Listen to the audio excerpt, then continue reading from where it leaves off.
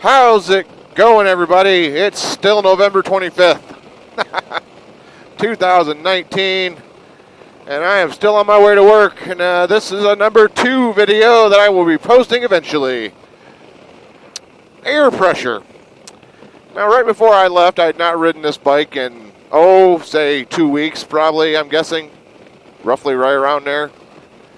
And one thing that I decided I should do is what they say you should always do before you take your bike out is check the air pressure in the tires. Now, I am not usually one to do this, and today was a understanding and realization why I don't.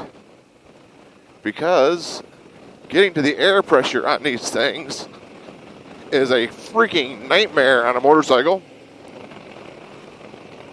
Since you got to get down on your hands and knees, you got to find the air valve. I had to move the bike forward to get to the back air valve.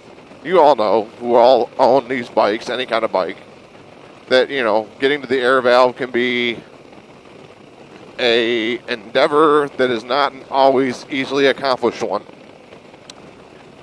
Now, that's where the newer bikes that had that pressure sensor reading in them would be nice to have, like the Goldwing, the Indian Challenger. My Trophy had it.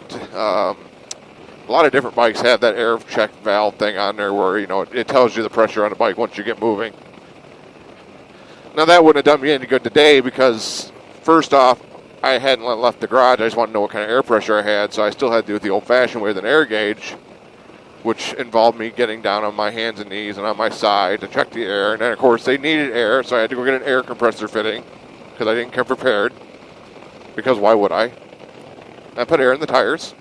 And I guess my question is this. How many of you out there actually go through the process of checking your air in your tires if you don't have the air check valve, like the Goldwing and those have? I'm not speaking about those. The ones like this that are done manually all the time. You don't know what kind of air pressure you have until you check it. How many of you all do that? Because I know the proper safety etiquette for a bike is to check that, check all the lights, go around it, make sure your blinkers are working. You know, the same old spiel they always give us in all those motorcycle safety courses, which is a good idea. I'm not saying that it isn't. But I don't think most motorcyclists do it. I don't. I never have. I rarely check my air pressure in my tires, especially if I've been riding it constantly. That may not be the right way about going about it, but I do it. A lot of times I kick the tires kind of like I would on a semi-truck when I drove. And if it makes the thunk sound, I figure, okay, I'm decent enough. I got enough air. Probably not a good way to do it. I also hardly ever check my oil on my bike. Very, very poor on the maintenance side of it. Well, not the maintenance side of it. I do all my maintenance, but periodic maintenance checks. I very rarely ever pull the dipstick out of one of my bikes, check for oil. I'll check the Road King for transmission oil a lot because it has a leak. The Ultra doesn't, so I hardly ever check the oil in this. Last time I checked it is when I got done doing the road test on it from the service. I checked to make sure that it was full, and it was, and I went on my merry way, which is not very good either. I mean, I'm going off the fact that I'm going to have to trust the oil light, or, you know, this little thing here says oil pressure. Okay. Which is all it gives you. I wish it gave you numbers. So, you know, does that make me a bad motorcycle owner? I don't know. You tell me. Which brings me to question 2. Because you all know I'm looking for bikes, possibly, for next year's riding season. About getting rid of this one, I think. Haven't fully committed to that decision yet. However, I have a question. How many of you out there will hold it against me if I go with a automatic DCT Honda Goldwing? I know Mike Haley 7 had a lot of problems from different people who watched his videos and stuff, and got a lot of arguments and stuff like that, and people that were awfully mean about it. I'm hoping that none of my viewers would be that way. I don't have as many as Mike Haley 7 does by any stretch. So, you know, maybe not being out there and noticed as much as he is, that might be part of it.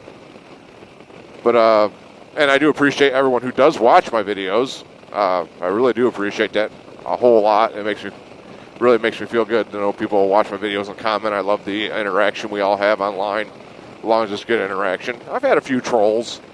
You know, I usually just laugh it off because it's not worth my time getting upset about it. I got too many other things in life going on, like most of us do, to get upset about words that people have to say or phrases or things they want to get, you know, things they want to say. It's just words. Words don't matter. I don't get offended by words. I just, whatever, that's your opinion. I have my opinion, so forth and so be. But will any of you be upset if I go with the Gold Wing? Especially the DCT Tour. Will it be kind of giving up a little bit of a notch on my man card? Perhaps. One thing I'll miss about having a clutch, if I do go that route, is the ability to do slow speed maneuvering with ease, because I've gotten used to doing it with a clutch. Now the Gold Wing is perfectly capable of doing slow speed maneuvers even with the DCT, dual clutch transmission. It'll just take a little more practice on my side to make sure I go about doing it correctly and learn the tight maneuvers of that bike. It'll take some parking lot practice time. If I do go and get one, I'm not saying I'm going to yet, I don't know. I haven't even had really a chance to test ride one, except for my Haley 7. The first time I rode his was a blast because it was all about power and a straightaway and a little bit of curves. The second time, the luggage and the high wind and the radio and everything else, I was just in a piss-ass mood that day.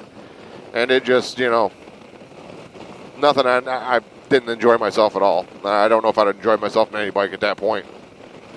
I think it was just the riding conditions were so poor that riding anything that was different from what I was used to was just not enjoyable at that point, because I had already gotten used to the way my bike was handling in that weather, how it was riding, how it was packed, how it was loaded. I knew how to operate things, and that wind that day was just exhausting. And I was exhausted by the time I took over. I know my Haley 7 was too.